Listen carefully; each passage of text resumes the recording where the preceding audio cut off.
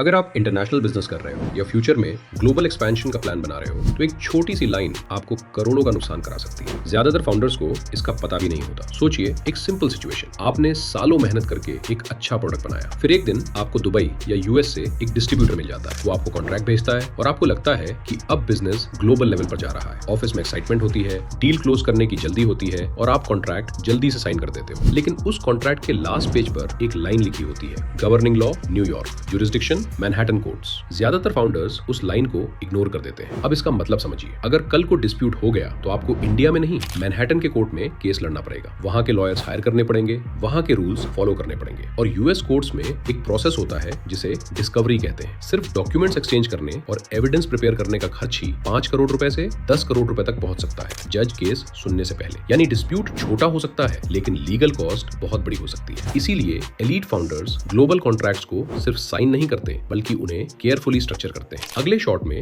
मैं आपको दिखाने वाला हूं कि कैसे ग्लोबल डील्स कभी-कभी ज्यूरिसडिक्शनल कसिनो बन जाती हैं, जहां फाउंडर्स अननोइंगली अपना पैसा रिस्क पर रख देते हैं। अगर आप इंटरनेशनल बिजनेस करना चाहते हो या ग्लोबल क्लाइंट्स के साथ काम कर रहे हो तो ब्रीफलेस लॉयर को सब्सक्राइब करो। यहाँ हम फाउंडर्स को सिर्फ लॉ नहीं समझाते बल्कि उन्हें ग्लोबल गेम समझना सिखाते हैं। और याद रखो, ग्लोबल एक्सपेंशन एक्साइटिंग जरूर लगती है लेकिन गलत कॉन्ट्रैक्ट कभी-कभी ग्लोबल ट्रैप भी बन सकता है।